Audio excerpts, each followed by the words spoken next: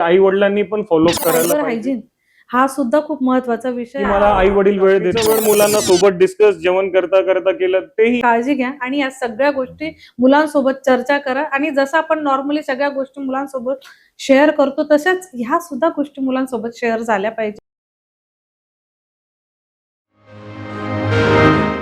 नमस्कार, मी आशा Sonawane, founder of यशज्ञान institute, आरंभ pre school आणि यशोगाथा विथ आशा. आज आपल्या नवीन एपिसोडमध्ये आपण घेऊन येत आहोत अशीच एक प्रेरणादायी कथा आपल्या सर्व दर्शकांसाठी. आज आपल्या स्टुडिओमध्ये असे व्यक्तिमत्व आलेले आहे जे न्यायाच्या जगात कायद्याशी झगडतात आणि आपल्या सर्व समाजाला सायबर सुरक्षित बाबत जनजागृती करत असतात. तर आपण त्यांचं स्वागत करूया. नमस्कार सर. नमस्कार. त्यांचं नाव आहे चैतन भंडारी सर. सर, तुमच्याबद्दल मी सांगण्यापेक्षा तुम्हीच दर्शकांना थोडक्यात तुमचा परिचय सांगा. नमस्कार, माझं नाव ॲडव्होकेट चैतन्य भंडारी आहे. मी गेल्या 13 वर्षापासून जगभरात असेल किंवा प्रत्येक ठिकाणी सायबर अवेअरनेस स्प्रेड करणं माझं एक पॅशन आहे. अच्छा. आणि सोबतच मी 3 पुस्तकं आतापर्यंत लिहिली आहे आणि जानेवारीमध्ये माझं एक 4थं पुस्तक जे मराठीमध्ये येणार आहे. आणि हे करत असताना मी एक क्रिमिनल लॉयर पण आहे आणि ॲज अ सायबर एक्सपर्ट म्हणून देखील माझं काम पाहतो. सर, बालपण तुमचं कुठलं आणि एज्युकेशन कोणत्या शाळेतलं आहे? माझं बर्थ ऑफ प्लेस मालेगाव. मी तिकडं माझं बर्थ प्लेस आहे आणि त्यानंतर माझं सर्व एज्युकेशन ते धुळे ते कनोसा कॉन्व्हेंट हायस्कूल येथे झालेलं आहे. आणि त्यानंतर मी बरेचसे आफ्टर 12th मी लगेच माझं LLBचं एज्युकेशन धुळे येथूनच घेतलेलं आहे. आणि मीनवाईल मी म्हणजे जे सायबर मधले जेवढे कोर्सेस केलेत ते मी पुण्यामधून केलेले आहेत. आणि त्यानंतर जसं जसं आवड झाली तसे तसे त्याच्यामध्ये वेगळे कोर्सेस करणं माझं एक छंद निर्माण झालं. आपल्याला आता नॉर्मली लोक लॉ या क्षेत्राकडे ऍडव्होकेट म्हणून जरी जातात तरी क्रिमिनल लॉयर आपण आजपर्यंत समाजामध्ये जास्त तर बघितलंय. केव्हा ठरवलं की मला सायबर अवेअरनेस मध्ये काम करायचं? ऍक्च्युली मी हे सर्व 2008 मध्ये जेव्हा मी 10th स्टँडर्डला होतो तेव्हाच मनात आलं होतं, कारण बाबा जे माझे आहेत ते लॉयर आहेत. आणि पहिलेपासून त्यांचं होतं की यार आता जे पुढचं जनरेशन येणार आहे ते जसं आपण आर्टिफिशियल इंटेलिजन्स असेल, डिजिटल वर्ल्ड येणार आहे, तर याचे केसेस फार वाढतील. आणि तेव्हापासून त्यांचं एक सपोर्टिंग बिग हँड म्हणा की ते होतं माझ्या मागे. आणि तेव्हामधून डोक्यात येत गेलं की आता जेही करायचंय ते सायबर मध्ये करायचंय. आणि त्या प्रकारे माझी सुरुवात झाली. म्हणजे तो एक दूरदृष्टिकोनच होता की पुढे आता काय होणार आहे नेमकं. त्यांना त्यांच्या कायद्याच्या दुनियेत ते समजत होतं की पुढे आता काय बरोबर आहे. म्हणून तेव्हापासूनच त्यांचं मार्गदर्शन मला होतं की आपल्याला सायबर मध्ये काम करायचंय असं. आता आपण पाहतो ना सर, तर सगळ्यात जास्त समाजामध्ये कुठले असे फ्रॉड डिजिटली जास्त अवेअरनेस आपल्याला म्हणजे काळजी घ्यावी लागेल? बघायला गेलं तर सर्वात रिसेंट जो ट्रेंड आहे आजच्या याच्यामध्ये तो आहे डिजिटल अरेस्ट. डिजिटल अरेस्ट एक सोपा शब्द आहे. त्याचा अर्थ म्हणजे की डिजिटली कोणी व्यक्तीने किंवा एखाद्या पोलीस अधिकाऱ्याने अटक केली असेल एखाद्या सामान्य माणसाला, तर असे केसेस फार मी आतापर्यंत बघतोय की जेणेकरून लोकांनी कमीत कमी 50 कोटी असेल किंवा 60 कोटी पर्यंत रुपये दिलेले आहेत. अच्छा. तर याच्यामध्ये होतो काय, तुम्हाला एक अज्ञात व्यक्ती व्हिडिओ कॉल करेल आणि तो व्हिडिओ कॉल करणारा व्यक्ती एखादा IPS ऑफिसर असेल, आर्मी ऑफिसर, मिलिटरी ऑफिसर, आणि एक सामान्य माणूस पोलीस अधिकाऱ्यांच्या वर्दीला घाबरतो. बिलकुल. जसं आपला हा सेटअप आहे तसं ज्या व्यक्ती तुम्हाला व्हिडिओ कॉल करेल मागे पोलिसांचा लोगो असेल, कॉन्स्टेबल असेल, इतर कॉन्स्टेबल असतील, तुम्हाला व्हिडिओ कॉल करून सांगेल की तुम्ही काही चुकीचं सर्च गुगलवर करत होता म्हणून आम्ही तुम्हाला डिजिटल अटक करतोय असं सांगून तुम्हाला विविध ऍप्लिकेशन्स फोनमध्ये डाउनलोड करायला लावतील. डाउनलोड केल्यानंतर तुमचं बँकेची संपूर्ण माहिती ऍक्सेस करून घेतील. जर तुम्हाला डिजिटली सुटका पाहिजे असेल तर आम्हाला एवढे रुपये द्या, नाही तर आम्ही तुम्हाला अरेस्ट करू. आणि माणूस इथंच पॅनिक होतो, घाबरतो आणि त्याचाच फायदा हे सायबर गुन्हेगार जे बनावट पोलीस अधिकारी असतात ते घेतात. तर म्हणून एकच सर्वांना सांगेल की डिजिटली अटक हा प्रकार कायद्यात नाही. कायद्यात फक्त अरेस्ट शब्द आहे.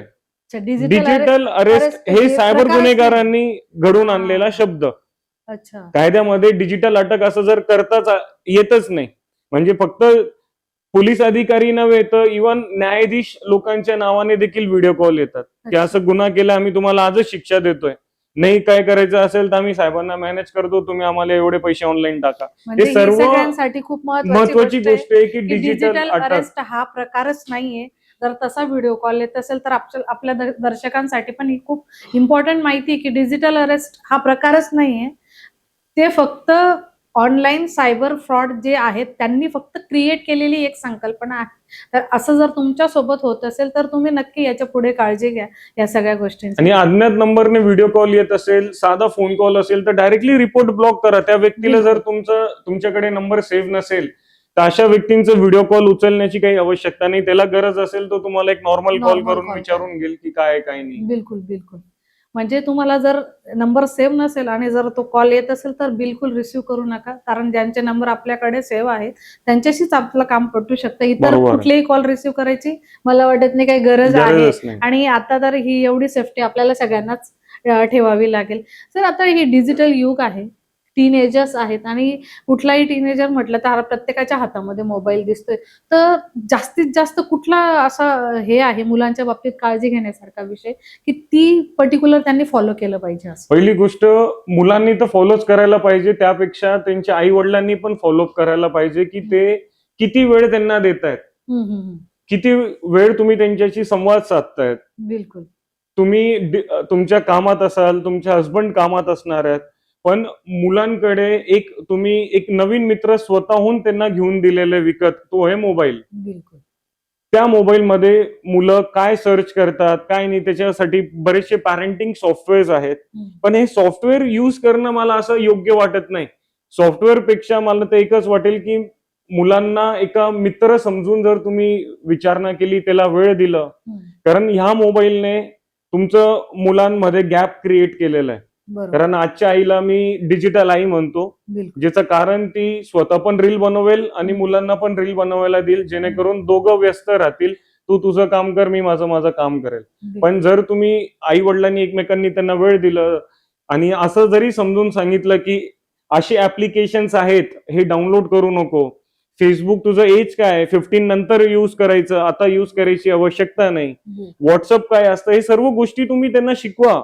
पण शिकवत असताना चांगल्या हॉबीज म्हणजे सायबर हायजीन कसं करायचं, फेसबुक वापरताना कोणत्या पोस्टला लाईक करायला पाहिजे, कोणत्या पोस्टला कमेंट करायला पाहिजे, कोणत्या पोस्टला शेअर करायला पाहिजे, पासवर्ड किती दिवसामध्ये चेंज करायला पाहिजे. म्हणजे हे एज्युकेशन ऍज अ पॅरेंट, जसं मोबाईल मध्ये प्ले स्टोर मध्ये जेवढे ऍप्लिकेशन्स अपडेटेड होतात ना, तसं आई वडील म्हणून आणि मुलगा म्हणून आपल्याला पण अपडेट व्हायची गरज आहे. बिलकुल बिलकुल. एक सुंदर शब्द वापरला सर तुम्ही, सायबर हायजीन. हो, म्हणजे जशी आपली डेली रुटीन मध्ये आपण हायजीन आपली स्वतःची काळजी घेतो, तशाच प्रकारे सायबर हायजीन हा सुद्धा खूप महत्वाचा विषय आहे आणि तो प्रत्येक फॅमिलीमध्ये डिस्कस झाला पाहिजे. जसं आपण लग्नात जायचंय, आज याचा वाढदिवस आहे, आज इथं आहे, आज तिथं आहे, एक गोष्टी याच्यासाठी पण काढायला पाहिजे की फोन मध्ये हा नवीन ऍप्लिकेशन आलाय, हा फोन ऍप्लिकेशन डाउनलोड करायचा का नाही करायचा. व्हॉट्सअप मध्ये नवीन सेटिंग्स आली आहे, तू ऑन केली का बेटा, 2 फॅक्टर ऑथेंटिकेशन आहे, 2 स्टेप व्हेरिफिकेशन आहे व्हॉट्सअप मध्ये. किंवा बेटा मी आज एक व्हिडिओ बघितला की त्याच्यामध्ये होतं की अज्ञात नंबरने व्हॉट्सअपला जर कुठलीही इमेज व्हिडिओ आली तर ती डाउनलोड करायची नसते, कारण ती व्हिडिओ इमेज जी आहे ती एक स्टॅनोग्राफिक इमेज आहे. स्टॅनोग्राफिकचा अर्थ ती एक मालवेअर व्हायरस कंटेंट करतं ती इमेज. जशी तुम्ही डाउनलोड केली ते मालवेअर तुमच्या फोनमध्ये इन्स्टॉल होऊन जाईल, तुमचे कॉन्टॅक्ट, तुमचे फोटोज सायबर गुन्हेगाराकडे आपोआप चालले जातात. म्हणजे छोट्या छोट्या गोष्टी मुलांसोबत आपल्याला शिकवलेलं पाहिजे. जसं आपण त्यांना 10चे 11 12चे जे पाढे लर्न करून देतो, एबीसीडी लर्न करून देतो, आई लर्न करतो, तसं फोनमध्ये ऍप्लिकेशन्स, पासवर्ड बदलणं, काय काय नवीन आलंय अशी पण चर्चा केली, जेणेकरून मुलं पण अपडेटेड होतील. बिलकुल बिलकुल. आणि मोबाईल देताना तर सर मला म्हणजे पॅरेंट्सला आपण बघते ना, तर मोबाईल सर्रास स्वतःशी रिप्लेस करून टाकलेले आहे पॅरेंट्सने, की ही सगळी चर्चा घरात मला नाही वाटत कुठे होत असेल. पण आजपासून सगळ्यांनी काळजी घ्या आणि या सगळ्या गोष्टी मुलांसोबत चर्चा करा. आणि जसं आपण नॉर्मली सगळ्या गोष्टी मुलांसोबत शेअर करतो तशाच ह्या सुद्धा गोष्टी मुलांसोबत शेअर झाल्या पाहिजे, की कुठलं ऍप्लिकेशन वापरायचंय, कुठलं बटन दाबायचंय, कुठलं नाही. कारण आई वडील सर्रास मुलांकडे मोबाईल देतात आणि निवांत होऊन जात आहेत. आता तो मुलगा नेमका काय करतोय मोबाईलमध्ये हे किती गरजेचं आहे हे तर आपल्याला आता दिसतच आहे. म्हणजे याचे अजून नीड्स असे वाढणार आहेत की जेव्हापर्यंत तुम्ही मुलांना वेळ देणार नाही तर ते ऑनलाईन एक अज्ञात मित्र सापडतात, फेसबुक, इंस्टाग्राम असेल, तिथं अज्ञात व्यक्तींशी बोलतात, डिस्कस करतात. बिलकुल. आणि त्यांच्याशी अशा प्रकारे पण मी केसेस बघितल्यात की ते असं डिस्कस करतील की मला आई वडील वेळ देत नाही. मग तो अज्ञात मित्र जो त्यांचा आहे कन्सेप्ट, त्याच्याशी सर्व गोष्टी शेअर करतात. त्यांना त्यांचं दुःख शेअर करेल, त्यांची पर्सेंटेज कमी मिळत असेल तर त्या अज्ञात व्यक्तीशी शेअर करेल. हे सर्व अज्ञात व्यक्ती म्हणजे एक डार्क वेब जे आपण म्हणतो. त्या डार्क वेबची हे जे अज्ञात व्यक्ती असतात, मग त्यांना काही ना काही सुरुवातीला टास्क देतात, खेळतात त्यांच्याशी. खेळतात म्हणजे काही कमेंट्स पास करतील किंवा काही ऑप्शन देतील की मी तुला एक टास्क देतो, इकडनं एंगेजमेंट वाढवतं. ट्रॅफिक सिग्नल विदाऊट सुरू आहे तरी ते क्रॉस करून दाखव, हे तुला टास्क. म्हणजे एक वेळेस असंही टास्क देतील की टेरेसवर जा आणि उडी मारून दे. म्हणजे हे सायकोलॉजी, जी सायबर सायकोलॉजी म्हणतो, हे मुलांच्या सायबर सायकोलॉजी सोबत पण हे सायबर गुन्हेगार खेळतात. आणि याचं एकच रिझन आहे, आई वडील वेळ न देणं. कम्युनिकेशनच नाही. कम्युनिकेशन गॅप जे आज वाढलेलं आहे आजच्या जनरेशन मध्ये. कारण आजची मुलं swimming, football, skating, kabaddi, kho kho असे चांगले गेम्स नाही खेळत. ते फ्री फायर गेम खेळतील, पबजी खेळतील, अज्ञात व्यक्ती जसे गेम्स सांगतील त्या पद्धतीने डाउनलोड करतील, त्यांच्याशी संवाद जास्त साधतील. जो आपला शाळेचा वर्ग मित्र आहे ते आज पण आपल्या कॉन्टॅक्ट मध्ये, पण मित्रांना मित्रच नाही, कारण त्यांच्याशी बोलत नाही. जे पण बोलतात ते ऑनलाईन बोलतात. बिलकुल. आणि आता असं झालंय ना, वर्किंग पॅरेंट्समुळे ही समस्या सगळ्यात जास्त आय थिंक येते की दोघं, आई आणि वडील दोघं कामाला जात आहे, पण तुम्ही रोजचं डेली रुटीन जसं ठरवताय ना, तसं मुलांशी बोलण्याचं पण रुटीन एक असलं पाहिजे. आय थिंक की आपण जेव्हा मुलं लहान असतात ना, त्यांना बोलायची खूप उत्सुकता असते की आज माझ्यासोबत हे झालं, ते झालं, ते झालं. आणि मी पण बऱ्याच वेळा पॅरेंट्स मीटिंग मध्ये हे शेअर करते की मुलांचे कम्युनिकेशन बनवून ठेवा. कारण आई वडिलांनी आता सर्रास रिप्लेस केलंय स्वतःला मोबाईल सोबत, आणि त्यांचं कम्युनिकेशनच होत नाही. त्याच्यामुळे ते बोलण्यासाठी दुसरे मित्र शोधतात. एक असंही करू शकतो, जसं आपण एक सांगितलं, ऑब्व्हियसली आजच्या याच्यामध्ये वर्किंग मम्मीज पण आहे, वर्किंग पेरेंट असतात, पण एक असं पण आपण करू शकतो की रात्रीची जी वेळ आहे जेवणाची, ते सोबत जेवून येतं जेवणार नाही. बिलकुल. एवढं तर त्याग करावा लागेल. जर तुम्ही म्हणेल की आम्हाला लवकरच जेवायचंय, मुलं पण बिघडले नाही पाहिजे, मोबाईल पण चांगला हे करायला पाहिजे, बरं जर तुम्ही रात्रीचा वेळ मुलांना सोबत डिस्कस जेवण करता करता केलं, तेही एक चांगलं उपक्रम करू शकतो. सर, क्रिमिनल लॉ तर सायबर लॉ, हा प्रवास कसा, म्हणजे मी बघायला गेलो तर दोघांना सोडू नाही शकत. क्रिमिनल लॉ पण माझा आहे आणि प्लस सायबर, कारण सायबर आणि क्रिमिनल ते एकमेकांशी जास्त दूर नाही, सी सोबतच आहे. तर म्हणून दोघांना, आणि मी चैतन्य ट्रिपल सी, तर आम्हाला सोबतच राहावं लागेल. बिलकुल बिलकुल बिलकुल. आणि ते सुंदर कोऑर्डिनेशन आहे, आणि त्याचा खूप फायदा समाजाला ऍक्च्युअली होतोय. कारण मी पण तुम्हाला खूप फॉलो करते सर, आणि तुमचे सेमिनार्स, विद्यार्थ्यांसाठी तुम्ही घेतलेला इनिशिएटिव्ह मी नेहमी पाहत असते, आणि याच्यामुळे खरोखर मुलांना खूप सुरक्षा जाणवत राहते ती, की हे सगळं डिजिटल जे जाळं आहे. आता सोशल मीडिया युज करतात मुलींसाठी, पर्टिक्युलर कुठलं सजेशन असेल तुमचं? मुलींसाठी तर बरेचसे सजेशन्स आहेत, बट कमी वेळमध्ये एकच सांगेल की जेव्हा तुम्ही फेसबुक, व्हॉट्सअप युज करत असाल तर पहिली गोष्ट तुमचं प्रोफाईल लॉक ठेवा. लॉक ठेवल्यानंतर तुम्ही जे फोटोज अपलोड करत असाल त्याला प्रायव्हसी सेटिंग्स करून घ्या, जेणेकरून बरेच क्वचित लोक, तुमचे म्युच्युअल फ्रेंड्स, तुमचे सिलेक्टेड फ्रेंड्स तुमचा फोटो बघू शकतील. याचं कारण, जर तुम्ही तुमचं प्रोफाईल ओपन ठेवलं तर तुमचे फोटोज कोणी त्यांच्या डिव्हाइस मध्ये तुमच्या परवानगीशिवाय डाउनलोड करतील, आणि एखाद्या फोटो एडिटिंग ऍप्लिकेशन थ्रू त्याला मॉर्फिंग करून एक घाणेरड्या वेबसाईटला विकले जातात. असे देखील केसेस आहेत. आणि दुसरी गोष्ट, अज्ञात मुलांची चॅट करू नये. अज्ञात मुलं जर तुम्हाला ऑनलाईन भेटत असेल, कारण बरंचसं ट्रेंड आहे की फोटो आवडलं, त्या मुलाचं रिक्वेस्ट आली, ऍक्सेप्ट करतात, मग तिकडनं तो मेसेजेस करतो आणि आपल्याला राहिले जात नाही आणि आपण रिप्लाय करतो. मग नंबर एक्सचेंज होतात. मग नंबर एक्सचेंज झाल्यानंतर एकमेकांशी चॅट आपण करतो. चॅट केल्यानंतर मग लग्नापर्यंत गोष्टी जातात, आणि ज्या वेळेस आई वडील नकार देतात त्यावेळेस तो जो अज्ञात व्यक्ती आहे, जो कोणीही तो मुलगा असेल, ते तुमचे चॅट्स, तुमच्या सोबतचे फोटोज, त्याचा दुरुपयोग करतो, तुम्हाला ब्लॅकमेल करतो. म्हणजे अशा गोष्टी घडतात. तर म्हणून ऑनलाईन हा तुम्ही जो डिजिटल पुरावा निर्माण करतायत ते करणं अवॉइड करा. बिलकुल. फोटोज अज्ञात व्यक्तींना शेअर करू नका. बिलकुल.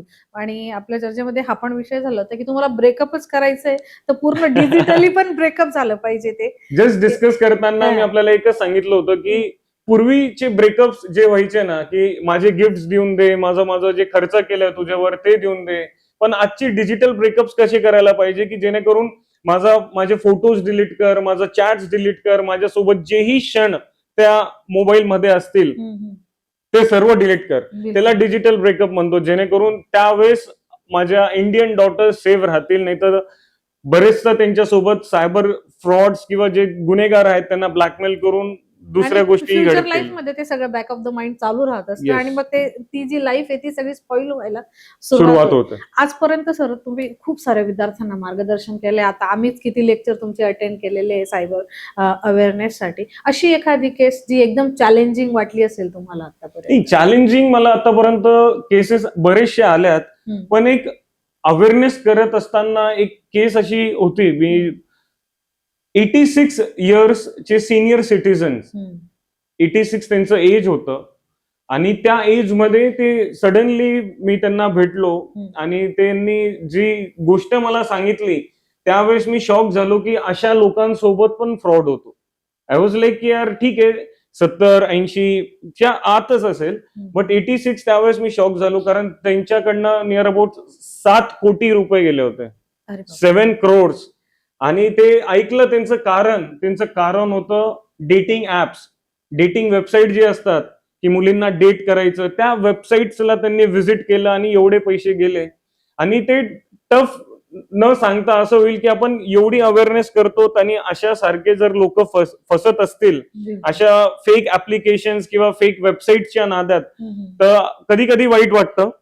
आणि चॅलेंजिंग एकच होतं की त्यांना कमीत कमी 1 वर्ष झालं होतं ते जे पैसे देत होते, 1 वर्षपर्यंत देत गेले आणि त्यांनी त्यानंतर सांगायला सुरुवात केली, पण आज देखील ते पुढे आले नाही. जस्ट लोक काय म्हणतील, दुनिया क्या बोलेंगी, त्यामुळे त्यांनी आजपर्यंत कंप्लेंट केली नाही. बट स्टील मी त्यांना फार इन्सिस्ट केलं होतं की तुम्ही कंप्लेंट फाईल करा, जे तुमचे पैसे गेले ते शुअरली रिकव्हर होण्याचे चान्सेस राहतील. आणि हे सगळे ऍप वापरताना किती खबरदारी घेतली पाहिजे, लोक काय म्हणतील याच्यापेक्षा तुमचा एक्सपिरियन्स कोणाला तरी अजून शिकवण देऊन जाणार आहे. तर असं कोणासोबत होत असेल तर सर ते नंबर पण तुम्ही शेअर करा. जर आपल्यासोबत कुठलाही सायबर फ्रॉड होत असेल तर एक चांगलं इनिशिएटिव्ह आहे गव्हर्नमेंटचं की प्रत्येक मोबाईल फोनमध्ये, जसं तुम्ही आज कंपल्सरी झालंय फोनमध्ये की फेसबुक राहतोच, व्हॉट्सअप तुम्ही इन्स्टॉलच ठेवतात, इंस्टाग्राम राहणार आहे, स्नॅपचॅट राहणार आहे, फोन पे, गुगल पे राहणार आहे. तसंच एक ऍप्लिकेशन आहे संचार साथी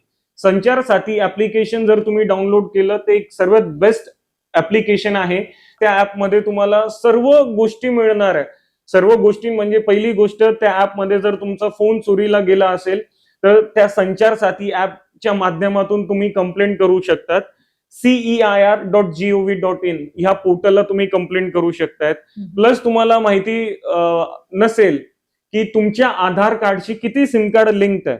म्हणजे आपण आधार कार्ड सहजपणे कुठेही देतो मित्रांना की आधार तूही सिम कार्ड घेऊन घे, मलाही दे. तर म्हणून TAFCOP हा टॅपकॉफ म्हणून एक वेबसाईट आहे, TAFCOP म्हणून.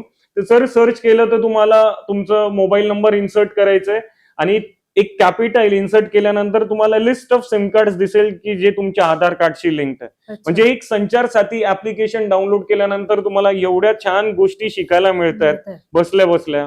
प्लस तुम्हाला कोणी अज्ञात व्यक्ती वारंवार फोन करत असेल तर चक्षू, CHAKSHU, चक्षू म्हणून एक संचार साथीचीच वेबसाईट आहे. त्याच्यावर तुम्ही तो वारंवार फोन करणारा नंबर इन्सर्ट करायचं, काही वेळमध्ये तो नंबर बंद होऊन जाणार आहे. म्हणजे चांगले इनिशिएटिव्ह आहेत. आणि जर एखाद्या सोबत आर्थिक फसवणूक झाली असेल, इकॉनॉमिकल ऑफेन्स झाला असेल, तुम्ही 1930 ह्या पोर्टलला कंप्लेंट करू शकतात, 1930. आणि एखाद्या सोबत त्याच्या फोनमध्ये व्हायरस इन्स्टॉल झाला असेल, फेसबुक डुप्लिकेट अकाउंट बनवलं गेलं असेल, व्हॉट्सअप हॅक झाला असेल, तुम्ही 1945 ला कंप्लेंट करू शकता. म्हणजे एवढ्या छान इनिशिएटिव्ह आहेत, सुविधा सरकारने दिल्यात आपल्याला, पण आपल्याला माहित नाही की नेमकं कंप्लेंट कुठं करायची. बिलकुल. आणि आपण हे करू शकतो सर, आपण आपल्या डिस्क्रिप्शन मध्ये हे सगळे ऍप्सचे लिंक आणि नंबर्स आपण प्रोव्हाइड करू शकतोय. प्लस तुम्ही तो संचार साथी ऍप्लिकेशन जस्ट प्ले स्टोअरला डाउनलोड जरी केलं, तुम्हाला संपूर्ण गोष्टी त्या एकच ऍप्लिकेशन मध्ये मिळून जाईल. म्हणजे शासनाने एवढा इनिशिएटिव्ह आपल्या सगळ्यांसाठी घेतलेला आहे, इतक्या सुविधा आपल्या दिलेल्या आहेत आपल्या सगळ्यांना. आपल्याला फक्त त्याचा वापर करून घ्यायचा आहे आणि त्या वेने जायचंय. ही सगळी इन्फॉर्मेशन आपण डिस्क्रिप्शन बॉक्समध्ये टाकणारच आहोत, तर सगळ्यांनी तो डिस्क्रिप्शन बॉक्स नक्की चेक करा आणि हे सगळे ऍप्लिकेशन, सगळे नंबर्स व्यवस्थित आपल्या फोनमध्ये सेव्ह करून ठेवा आणि त्याचा वापर पण झाला पाहिजे. असं नाही की फक्त डाउनलोड करून ठेवा, तर त्याचा वापरही करा. खास करून मुलींनी जास्त अवेअरनेस याच्या बाबतीत घ्या. घेतला तुम्हाला पाहिजे. तुमची सुरक्षा हवी असेल तर डिजिटल तुमची जी सुरक्षा आहे ती तुमच्या हातात आहे. ज्या पद्धतीने सरांनी तुम्हाला सांगितलं आहे की तुमचे प्रोफाइल्स प्रायव्हेट ठेवा, त्याला सिक्युरिटी लावून ठेवा इमेजेसला, तर या सगळ्या गोष्टी फॉलो करा. त्याच्यानंतर सर आता हे सगळे मुलींच्या बाबतीत झालं. जास्त तर डिजिटल जे फ्रॉड होतात, आता ट्रेडिंग आहे हे, तर याच्या बाबतीत आपण कशा पद्धतीने छाननी केली पाहिजे या सगळ्यांची? पहिली गोष्ट, जे सायबर क्राईम्स होतात त्याला आपल्याला, जसं तुम्हीच आता सांगितलं मगाशी, की प्रत्येक ऍप, प्रत्येक वेबसाइट हाताळताना फूक फूक के कदम रखना चाहिए, जो बोला जाता है, की ती वेबसाइट्स ऑथेंटिकेट आहे का नाही, त्या वेबसाईटला रिव्ह्यूज किती आहे. ऑनलाईन शॉपिंग करत असताना कधी पण फेसबुक, इंस्टाग्रामचे ऍप्लिकेशन्स जे तुम्हाला ऍड्स दाखवतात, ते ऍड्सने शॉपिंग करायची नसते. कारण ते 99% ते फेसबुक, इंस्टाच्या ऍड्सने जर तुम्ही शॉपिंग करत असाल, ते फेक असतात. तुम्ही प्रोडक्ट कुठला मागवता आणि तुम्हाला प्रोडक्ट दुसरं मिळतं, तुमच्यासोबत आर्थिक फसवणूक होते. त्यानंतर ती व्यक्ती कुठल्याही प्रकारे फोन रिसीव्ह करत नाही, कॉल करत नाही. तर म्हणून व्हेरीफाय करा ती ऑथेंटिकेट आहे का नाही आहे. त्याची रिव्ह्यूज गुगलला बघा. प्ले स्टोअरला कुठलेही ऍप्लिकेशन डाउनलोड करत असताना तुम्ही त्याचे रिव्ह्यूज बघूनच डाउनलोड करा. सहसा cash on delivery option use करा जेव्हा तुम्ही ऑनलाईन प्रॉडक्ट मागत असाल. मी ऑथेंटिकेट वेबसाईट म्हटलं तर जेणेकरून फक्त फेसबुक, इंस्टाग्राम नव्हे तर तुम्हाला प्ले स्टोअरला पण ऑनलाईन चे फेक ऍप्लिकेशन्स दिसतील. की तुम्हाला रिसेंटली असे मी बघितलं होतं, मेशू जे लोक युज करतात त्यांना त्यांचा व्हॉट्सअपला मिशूकडनं लकी ड्रॉ आलेला आहे, अमेझॉन, फ्लिपकार्ट कडनं लकी ड्रॉ आलाय की तुम्ही जास्त शॉपिंग करतात म्हणून आम्ही तुम्हाला एक लकी ड्रॉ देतोय जेणेकरून डिस्काउंट कुपन्स तुम्हाला मिळणार आहे. तर हे सर्व फेक त्यांच्या नावाचं मिसयूज करून तुम्हाला पाठवले जातात. अशा फेक लिंक्सला डाउनलोड करू नका, कारण एक क्लिक तुमचं बँक अकाउंट खाली करू शकतो. म्हणजे कुठलीही लिंक व्हॉट्सअपला येत असेल तर थोड्याशा डिस्काउंटसाठी कधीच ती लिंक क्लिक करू नका आणि कॅश ऑन डिलिव्हरीचा ऑप्शन निवडायचा आहे. कारण आपण त्याच्यातही म्हणतो की त्यांनी ऑनलाईन पे केलं तर तिथे अजून डिस्काउंट असतो, म्हणून आपण सर्रास ऑनलाईन पेचा ऑप्शन चूज करतो. बट हे सेफ असेल की आपण कॅश ऑन डिलिव्हरी चूज करूया. बरेचसे कस्टमर्स काय असतात, ते रिटर्न केल्यानंतर तुम्ही जर एक अननोन वेबसाईटने मागवलं असेल, फेसबुकच्या ऍडने, इंस्टाच्या ऍडने, तर तुम्ही त्यांचं कस्टमर केअर नंबर गुगलला सर्च करतात आणि गुगलला फेक कस्टमर केअरचे नंबर ऑलरेडी रजिस्टर्ड आहे, की जेणेकरून तुम्हाला वाटेल की तो त्या customer agency, customer care service provider तो पर्सन बोलत असेल. पण ते सायबर गुन्हेगार सहसा जास्त परीने हाताळतात ते नंबर्स आणि तुमच्याकडनं विविध प्रकारे माहिती घेतात आणि तुम्हालाच तुमचं परत बँक अकाउंट खाली करतात. म्हणून कस्टमर केअरचा नंबर जर शोधायचा असेल तर त्यांच्या जेन्युइन ऑथेंटिकेट वेबसाईटला सर्च करा. तिथे असणारच, कारण अशी कुठलीही वेबसाईट इतर कुठेही कस्टमर केअरचे नंबर सेव्ह करून ठेवत नाही. तुम्हाला त्यांच्या ऑथेंटिकेट वेबसाईटलाच त्यांचे नंबर मिळतील. बिलकुल. आणि हे सगळं इन्फॉर्मेशन ऍक्च्युअली ह्या सगळ्या डिजिटल युगात वावरताना आपल्यासाठी खूप महत्वाचे आहे. आता टीनएजर्स आहेत सर, मुली आहेत, त्यांच्या बाबतीत सोशल मीडिया यूज करणार नाही असा व्यक्ती आज आपल्याला दिसणार नाही. पण ते सोशल मीडिया यूज करत असताना नेमकी कुठली खबरदारी आणि जसं शॉपिंग आहे, मुली शॉपिंगला जातात, मॉलमध्ये जातात, त्यावेळेस जाताना काय काय खबरदारी त्यांनी घेतली? पहिली गोष्ट, मुलींनी शॉपिंग करत असताना किंवा बाहेर मॉल्स मध्ये जात असताना जे चेंजिंग रूम स्कॅम्स जे सर्वात जास्त वाढलेले आहेत, की जेणेकरून चेंजिंग रूम मध्ये हिडन कॅमेराज बसवलेले असतात आणि जेव्हा एखादी महिला, स्त्री, मुलगी चेंजिंग रूम मध्ये गेल्यानंतर तिचं व्हिडिओ रेकॉर्ड करून तिच्याच व्हॉट्सअप नंबरला पाठवणं, तिला ब्लॅकमेल करणं, तिच्याकडनं पैशांची मागणी करणं, असे केसेस बरेचसे मी ऐकलेत आणि प्रत्यक्ष हाताळल्यात देखील आहेत. पण याच्यामध्ये जेव्हा तुम्ही चेंजिंग रूम मध्ये जाल तर लाईट बंद करून तुमच्या मोबाईलचा जो फ्लॅश असणार आहे तो फ्लॅश त्या काचेवरती रिफ्लेक्ट करून बघा. रिफ्लेक्ट केल्यानंतर तुम्हाला रिफ्लेक्शन तुमच्या वरती यायला पाहिजे, पण असे देखील काच चेंजिंग रूम मध्ये बनवलेले असतात की तुम्हाला काचेच्या मागे जो व्यक्ती कॅमेरा घेऊन उभा आहे तो दिसणार आहे. दुसरी गोष्ट, जे हँगर्स असतात चेंजिंग रूम मध्ये, त्या हँगर्स मध्ये देखील नट्स मध्ये हिडन कॅमेरा इन्सर्ट होऊ शकतो. म्हणून तुमच्या मोबाईलच्या फ्लॅशने त्याच्यावर रिफ्लेक्शन करून बघा, त्या नट्स मध्ये देखील तुम्हाला हिडन कॅमेरा मिळतील. प्लस मधून जो व्यक्ती तुमच्या सोबत शॉपिंग करायला असेल किंवा एकटे जरी तुम्ही गेला असाल, तुमच्या भाऊला आईला फोन करून बघा. जर चेंजिंग रूम मधून फोन चांगल्या प्रकारे कनेक्ट होऊन गेला तर चेंजिंग रूम सेफ आहे. जर करकर आवाज येतोय, फोन कट लागत नाहीये, तर त्याचं कारण की तिथे एक मॅग्नेटिक एनर्जी प्रेझेंट आहे, त्याच्यामुळे तुमचा फोन लागण्यास लागत नाहीये. किंवा तर network असं लागत समजून जा की तो चेंजिंग रूम सेफ नाहीये. अच्छा. आणि सर्वात इझी उपाय की जे तुम्ही ऑलरेडी चेंज करण्या अगोदर घातलं होतं त्याच्यावरती चेंज केलं तर आपल्या बहिणी आई Best आहे. जे पण असतील ते सेफ राहतील. बिलकुल. अज्ञात शॉपकीपर्सला मोबाईल नंबर देणं टाळा. हम्म. जर त्यांनी जास्त फोर्स केलं ते फोर्स तुम्हाला करू शकत नाही. दिस इज ब्रीच टू प्रायव्हसी. बिलकुल. तुमचा मोबाईल नंबर मागण्याचा अधिकार त्यांना त्यांना नाही नाहीये आणि नाही सांगण्याचा अधिकार देखील तुम्हाला आहे. आपल्याला प्रत्येक गोष्ट वाटते की यार त्यांनी सांगितलं तर द्यायलाच पाहिजे. दुसरं कोणाचं देऊन द्या, आई वडिलांचं द्या. बिलकुल बिलकुल. म्हणजे ह्या गोष्टी तुम्ही करू शकताय. ही सेल्फ डिफेन्स जे तुम्हाला करता येईल ते तुम्ही करा. इन केस जर तुम्हाला वाटत असेल की माझा फ्रंट कॅमेरा चालू नाहीये, माझा फ्रंट कॅमेरा कोणी हॅक केलंय का, पण असे पण गोष्टी असतात, असे केसेस आहेत की लोकांचे जास्त करून स्त्री महिलांचे फ्रंट कॅमेरा हॅक करून ते दिनचर्या काय करतायत ते रेकॉर्ड करून देखील एखाद्या घाण वेबसाईट्सला अपलोड करतात. अच्छा. तुमच्याकडे एक चांगला उपाय आहे की तुम्ही जे डोक्यावरती फोरहेड वरती जी बिंदी लावतात, जेव्हा तुम्हाला गरज नसेल ते फ्रंट कॅमेराला लावून द्या. लॅपटॉप युज करत असाल तर तुम्ही स्टिक नोट्स, $1 असेल ते स्टिक नोट ने लावू शकतात, जेणेकरून तुमचं बचाव तुम्हाला करायचं आहे. या डिजिटल डोमेन मध्ये कोणी थर्ड पर्सन येणार नाही, म्हणून तुम्हाला तुमची सुरक्षा, तुमच्या परिवाराची सुरक्षा कशी करायची आहे ते तुमच्यावर आधार आहे. बिलकुल बिलकुल. आणि याच्यासाठी प्रत्येकाने स्वतःला स्टँड घेणं महत्वाचं आहे. आता ही किती इम्पॉर्टंट, ह्या पूर्ण पॉडकास्ट मध्ये प्रत्येक वर्ड हा खूप इम्पॉर्टंट आहे. प्रत्येकाने खूप काळजीपूर्वक ऐकण्यासारखं आहे. खासकर मुलींसाठी ह्या सगळ्या एक एक गोष्टी इतक्या महत्वाच्या आहे आणि त्याच्याप्रमाणे नुसतं ऐकूच नका, तर सगळ्या फॉलो करा. प्रत्येक नंबर, प्रत्येक क्रिया, प्रत्येक गोष्ट याच्यातली ऐका आणि त्या पद्धतीने सगळेजण फॉलो करा. सर, आता कोर्टाची कामं आहेत, त्याच्यानंतर तुमचे लेक्चर्स असतात, फॅमिली आहे. ह्या सगळ्या गोष्टींमधून चैतन्य भंडारी सरांना मोस्टली रिलॅक्स होण्यासाठी असा कुठला कोपरा आहे? रिलॅक्स व्हायचं सांगितलं तर जस्ट माझी अॅनिव्हर्सरी आणि माझ्या वाईफचं बर्थडे, मी त्यावेळेस नेमकं बाहेर असतो. बट अदरवाईज मी सहसा टोटल संडे देखील मी सोडत नाही आणि संडेला देखील मी ऑफिसला असतो, कारण मला कोर्टाचे केसेस प्लस माझे लेक्चर्स प्लस त्याच्यामधून पुस्तक लिहिण्यासाठी वेळ काढणं प्लस माझे इन्स्टाला अवेअरनेस पोस्ट बनवणं, म्हणजे संपूर्ण प्रक्रिया आता ते मी कसं हँडल करतो ती सवय झाली आहे. थोडक्यात मी विचारेल तुम्हाला, सर, तुम्हाला कोर्ट रूम मध्ये जास्त आवडेल की विद्यार्थ्यांच्या लेक्चर मध्ये जास्त? मला लेक्चर्स मध्ये फार जास्त आवडेल, कारण ते माझं पॅशन आहे आणि ते मी स्वतः क्रिएट केलेलं आहे.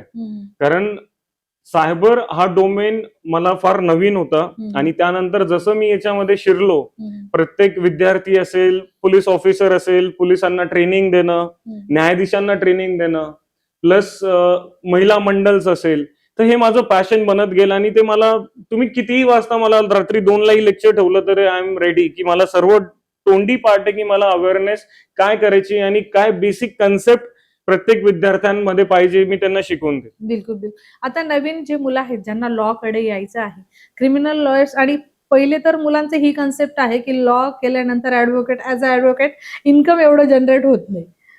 ही एक कंप्लेंट असते, म्हणजे मी ऐकली त्याच्याप्रमाणे. नाही, ही जी तुम्ही सांगताय ती ऑब्व्हियसली प्रत्येक लॉयर जो लॉ स्टुडंट असेल त्यानंतर त्यांना अशा प्रॉब्लेम्स येतात. इवन मला देखील आली असती, but I am a second generation lawyer. बाबा लॉयर असल्यामुळे मला तेवढी हार्डनेस नाही वाटलं, कारण त्यांनी ऑलरेडी प्लॅटफॉर्म सेट केलं होतं. बट त्यानंतर देखील मी सायबरमध्ये जे माझं स्वतःहून जे इंटरेस्ट दाखवून जे काम करण्याची सुरुवात केली, तर मला वाटत नाही की तुम्हाला फर्स्ट जनरेशन लॉयर किंवा सेकंड जनरेशन लॉयरची गरज असेल.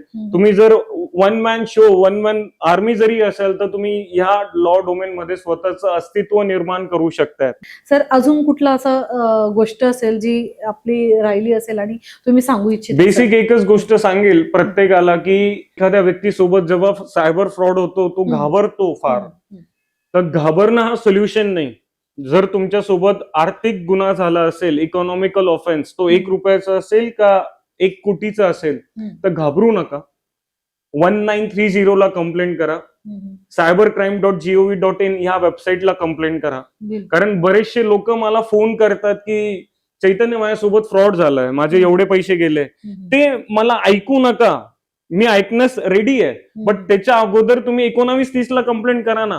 कारण तुम्ही 10 मिनिटं 15 मिनिटं माझ्याशी बोलाल, मी रेडी बोलायला, पण त्या 10-15 मिनिटांमध्ये तुम्ही स्वतःचा लॉस करून घेतायत. कारण जो व्यक्ती ज्याच्या खात्यात तुमचे पैसे गेले तो 4th layer 5th layer 6th लेअरला तो पैसे पाठवत असेल, आणि जेणेकरून तुमचे जेवढे मिळण्याचे चान्सेस आहे पैसा ते कमी कमी होत जातात.